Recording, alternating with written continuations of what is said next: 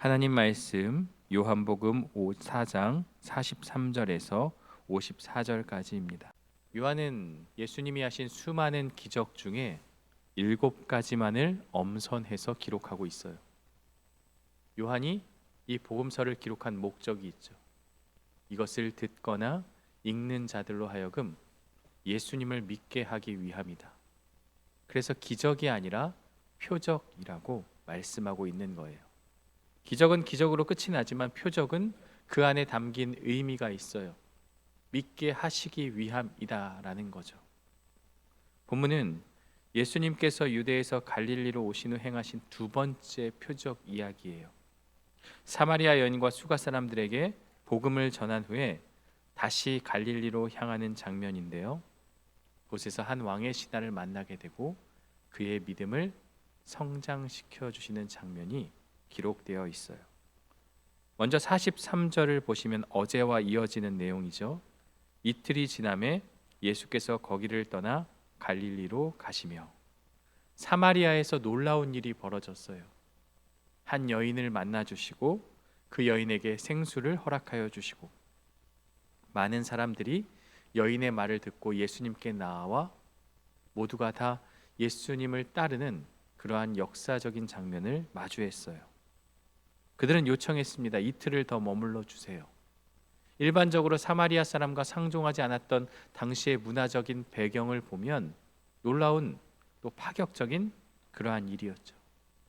예수님은 지역적인 편견과 어떤 율법에 매인 분이 아니라 복음을 전하기 위해서 그들의 요청을 듣고 이틀을 더 머물면서 아마도 집중적으로 말씀을 가르치셨을 것이라고 생각이 되어져요.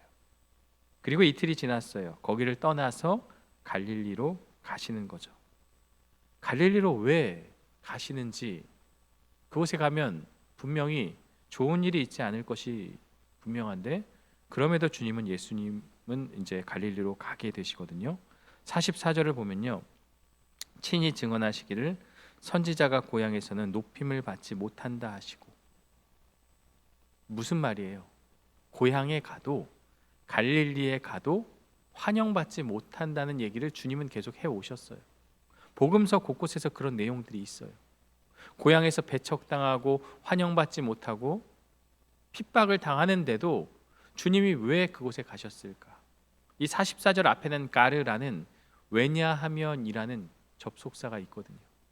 왜냐하면 선지자가 고향에서 높임을 받지 못하기 때문이다. 더 큰 의미는 환영을 받으러 주님이 가신 것이 아니다. 믿음이 무엇인지 가르치기 위해, 영혼을 구원하기 위해, 표적을 통해서 주님을 믿게 하기 위해 배척을 감수하면서도 그곳에 가시게 된 거죠. 환영받지 못하지만 가는 거예요. 여러분의 고향이, 여러분이 나고 자란 곳에서 배척을 당한다면, 나를 핍박한다면 우리는 그곳에 갈 수 있겠습니까? 아무리 고향이어도 그곳에 한 걸음 내딛기가 쉽지 않은 것이 이러한 모습이죠. 하지만 주님은 더 큰 가치를 위해서, 더 큰 목적을 위해서, 복음이라는 그 메시지를 전하기 위해서 배척을 감수하고 그 땅을 밟게 된 거죠. 여러분, 이 길이 주님의 길이에요. 고난과 박해와 핍박이 있을지라도 복음을 위해서 가는 길이 바로 주님의 길이라는 거죠. 45절에 보면 예수님의 예상과는 다르게 갈릴리에 이르심에 갈릴리인들이 그를 영접했다. 예언대로라면, 예수님의 말씀대로라면 돌멩이를 던지고 발을 못 붙이게 하고 저리 가라 저리 가라 했어야 하는데 예상과 다른 반응들이 지금 보여지고 있는 거예요. 예수님을 영접하고 있어요. 그런데 우린 여기서 이것이 어떤 영접이냐는 것을 생각해 봐야죠. 이는 자기들도 명절에 갔다가 예수께서 명절 중 예루살렘에서 하신 모든 일을 보았음이더라. 무엇을 보았겠습니까? 예수님이 행하신 기적을 본 거예요. 예수님의 말씀의 권세가 일어나는 그 현장을 목격한 거예요. 아, 저분은 뭔가 좀 특별하다. 그분의 곁에 있으면 뭔가 콩고물이 떨어질 수 있겠구나. 진정한 믿음이 아니라 기적을 바라보고 기적을 구하는 얕은 그러한 모습으로 주님을 영접했던 거죠. 표정만 보고 믿는 믿음, 기적만 추구하는 신앙은요, 예수님이 인정하시는 믿음이 아니에요. 46절을 보면요, 다시 갈릴리 가나에 이르시니 전에 물로 포도주를 만드신 곳이라. 이 장에서 물이 변하여 포도주가 된 사건을 우리는 기억하고 있어요. 근데 거기에 왕의 신하가 있어 그의 아들이 가버나움에서 병들었다. 배경을 설명하고 있어요. 이 바실리코스라는 신하라는 뜻은 왕의 어떤 그런 섬기는 어떤 관직을 말하는 거죠. 매우 지위가 높은 군대 장관을 뜻하는 단어이기도 합니다. 그렇다면 이 사람은 권력도 있고 지위도 있고 어느 정도의 재산도 갖췄던 그러한 사람이죠. 그런데 문제는 가버나움에 있는 아들이 병들어 죽어가고 있었다는 거예요. 갈릴리에서 가버나움, 제가 찾아보니까 한 20에서 25km 정도 되는 거리인데 그건 직선 거리이고 동선을 대충 체크해보면 한 30km, 지금이야 30km 전주권 안에 있는 곳이기 때문에 차로 한 30분 안에 다 갈 수 있는 곳이죠. 그런데 당시에 이 30km는요 가까운 거리가 아니죠. 성인이 한 8시간 가까이 걸어야 되는, 하루 종일 가야만 되는 그러한 거리였던 거죠.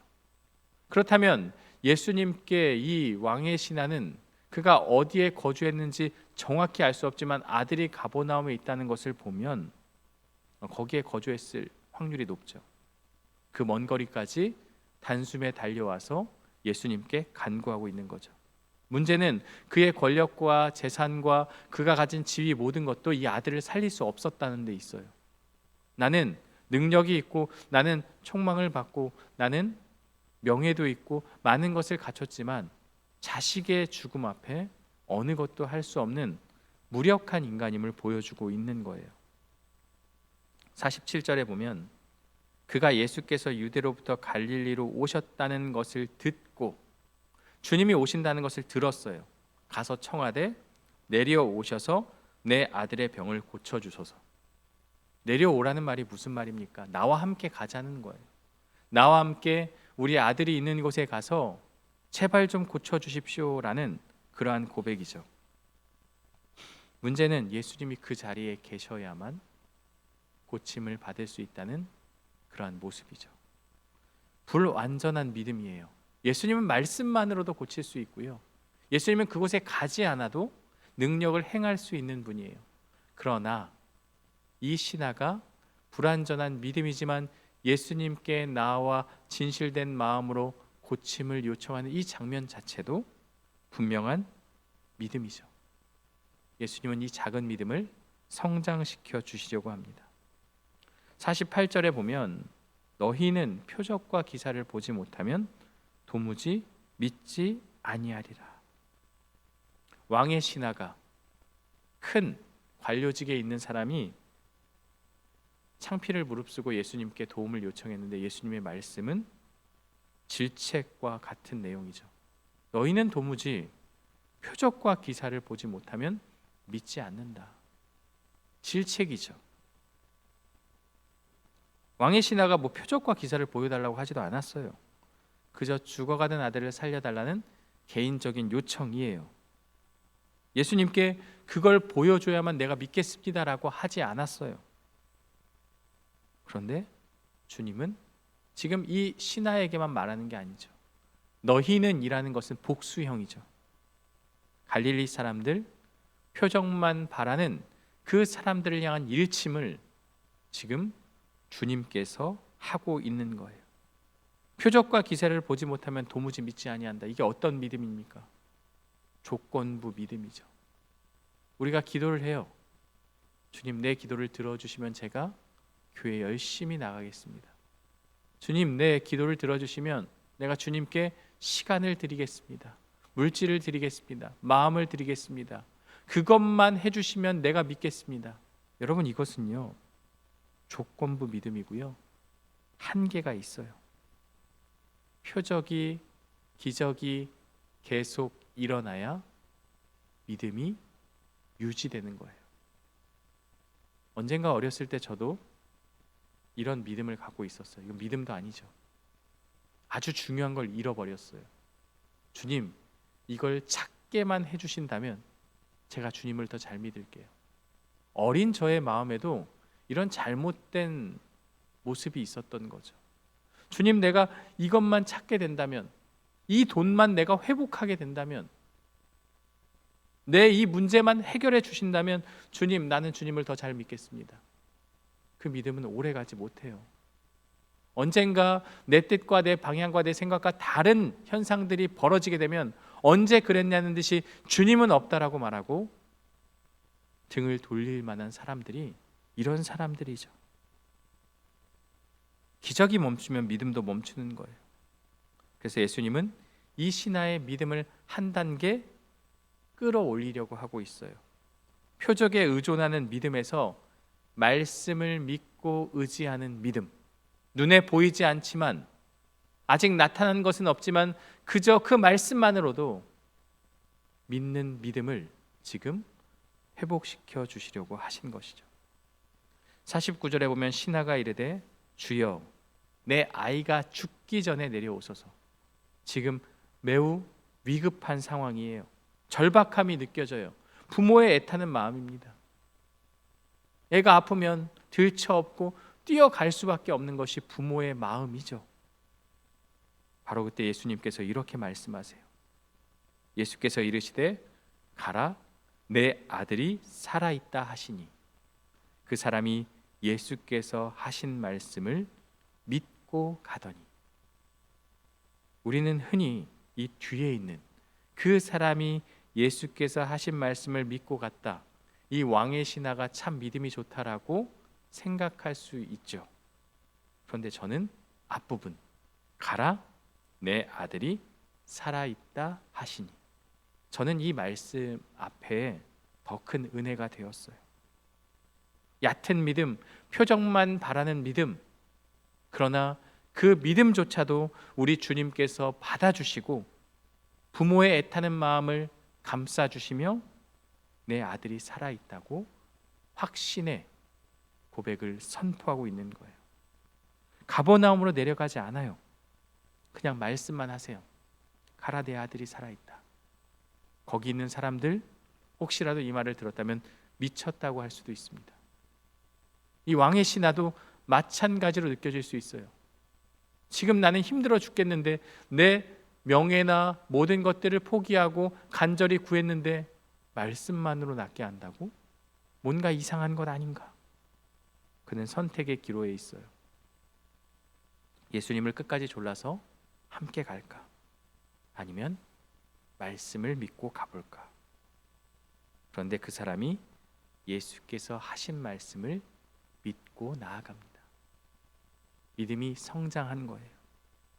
예수님의 말씀을 믿기로 결단했어요. 표적을 아직 보지 못했지만, 내 자식이 아직 낫지 않았지만,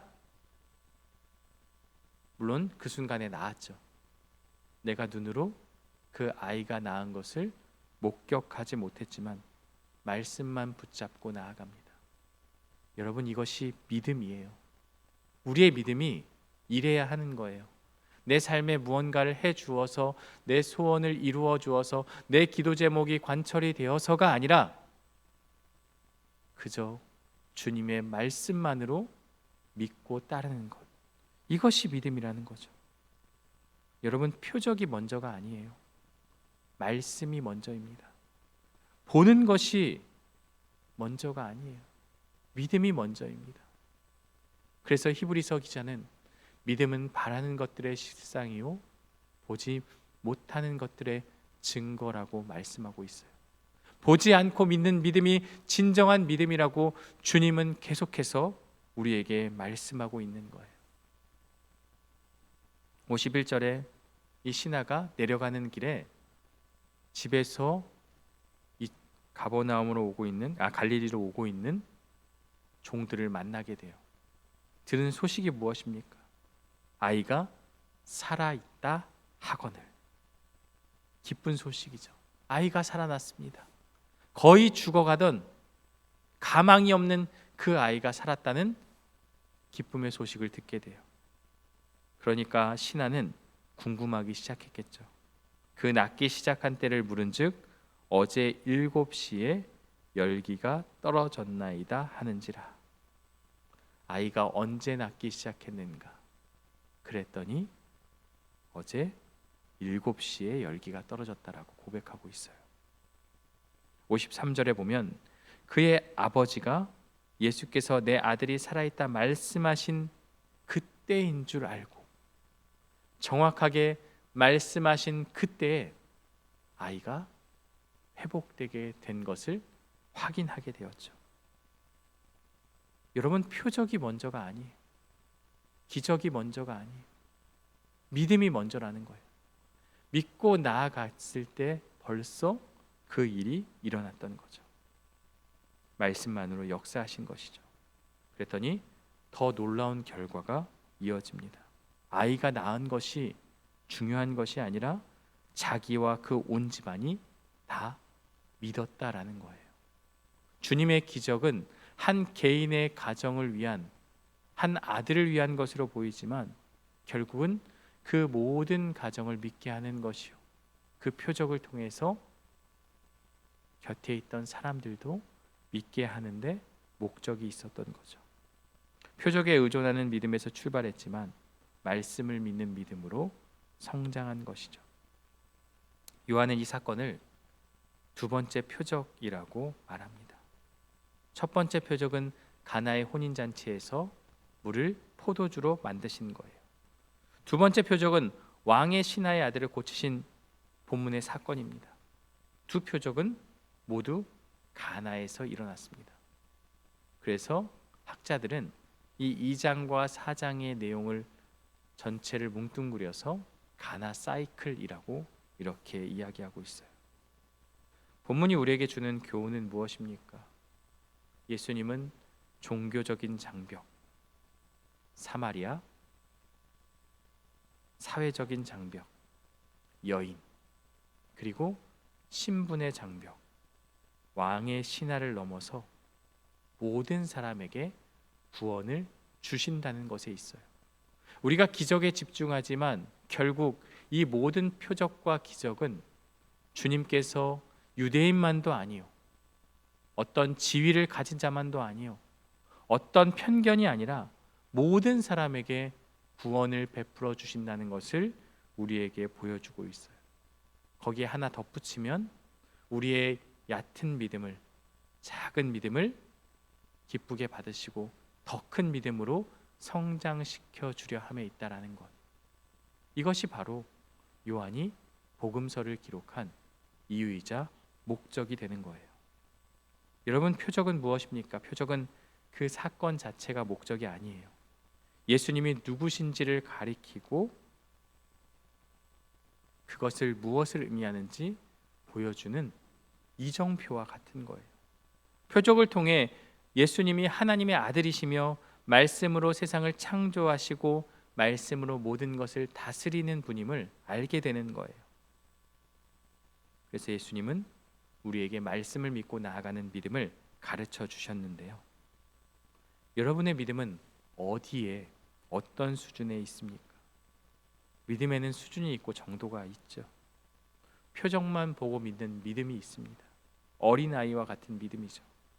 기적이 일어나야 믿고 응답이 보여야 믿고 축복이 임해야 믿는 믿음, 우리는 거기에 머물러 있으면 안 됩니다. 왜냐하면 현상은 언제나 요동치기 때문이에요. 현상에 우리가 중점을 두게 되면 신앙도 흔들리게 되고 결국에는 예수님을 떠날 수도 있는 거예요. 왜 시험에 들고 왜 어려움에 빠집니까? 내 삶에 이러한 연단이 오는 것을 신앙의 성장의 기회로 삼지 않고 하나님이 나를 버렸다고 생각하고 하나님이 나와 함께 하시지 않는다고 생각해서 그래서 시험에 드는 거죠. 왕의 신하도 처음에는 이런 믿음을 가지고 있었어요. 그러나 예수님은 그의 믿음을 끌어올리셨습니다.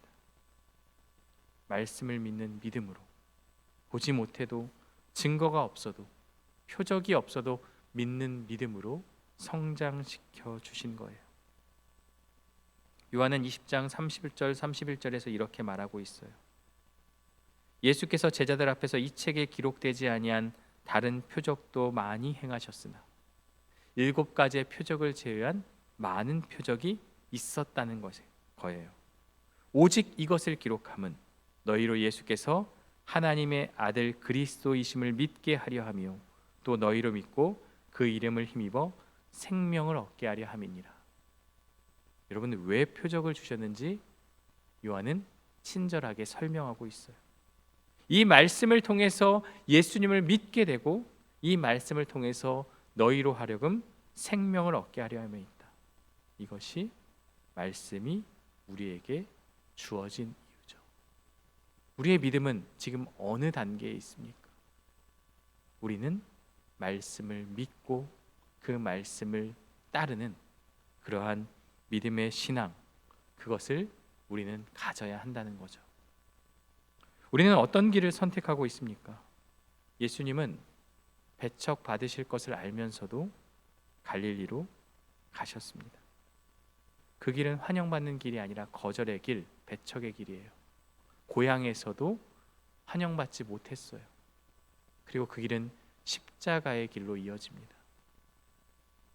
유대인들을 통해서, 그리고 제자들에게도, 그 많은 사람들에게 상처를 받으시고 배신을 당하시고 거절당하는 길, 그 길이 어떤 길인지 알면서도 그 길을 묵묵히 걸어가셨습니다. 세상 영광이 아니라 하나님의 뜻을 택하셨는데요. 왜 그러셨을까요? 영혼을 구원하기 위해 이 땅에 오신 그 사명을 감당하기 위해서 그것을 감내하셨던 거예요. 오늘 우리는 어떻습니까? 우리는 어떤 길을 선택하고 있습니까? 세상은 우리에게 위를 보라고 합니다. 높은 곳을 향하라고 합니다. 성공하라고, 인정받으라고, 출세해야 된다고 그렇게 말하고 있어요. 그런데 주님은요, 다른 길을 보여주셨어요. 주님과 함께하는 길을 말씀하고 있어요. 하나님께서 나를 부르시는 길은 어디입니까? 세상의 기준대로 출세와 어떤 그런 권력과 어떤 인정과 성공의 그 길을 가라고 말씀하시는 것이 아니라 하나님의 기준으로 말씀대로 삶의 방향을 결정하라고 우리에게 가르쳐 주고 있어요. 그 길이 고난의 길이 분명함에도 주님이 가셨던 것처럼 너희도 그 길을 가라는 거죠. 오늘 말씀을 기억하며 우리는 현상 혹은 기적에 입각한 신앙이 아니라 그저 이미 기록된 이 말씀을 믿고 그 믿음의 길을 걸어가는 저와 여러분들 되시기를 주님의 이름으로 간절히 축원합니다. 함께 기도하겠습니다. 하나님 아버지, 감사합니다. 오늘 우리에게 주시는 말씀을 통해서 우리의 믿음을 생각해 봅니다. 오늘 우리의 모습도 이 왕의 신하, 또 이곳에 함께한 무리들과 다르지 않음을 보게 됩니다. 그저 나의 삶에 있어서 내 필요를 채워주고 내 기도를 들어주시는 분으로 주님을 그렇게 생각하고 있다면 이제는 표적과 기적에 집중하는 신앙이 아니라 이미 기록된 하나님의 말씀을 붙잡고 눈에 보이지 않지만 묵묵히 그 길을 걸어가는 우리 모두가 될 수 있도록 인도하여 주옵소서. 특별히 우리는 지금 어디를 바라보고 있고 어떤 길을 걸어가고 있습니까? 배척을 당하고 고난을 당하고 환영받지 못한다는 것을 알면서도 묵묵히 그 길을 걸어가시고 결국 십자가의 길을 가셨던 것처럼 삶의 고난과 아픔이 있더라도 절망이 있더라도 주님이 가셨던 그 길을 따라 걸어가는 우리 모두의 삶이 될 수 있도록 인도하여 주옵소서. 고통과 아픔 가운데 있는 성도들을 주님 찾아가 주시고 어루만져 주시고 회복의 은혜를 더하여 주옵소서. 지금도 세계 각지에서 복음을 전하기 위해 애를 쓰고 있는 선교사님들, 특별히 미얀마 땅을 기억하여 주시고 그 땅에 주님 함께 하고 있는 우리 선교사님들을 기억하여 주시고 은혜를 더하여 주옵소서.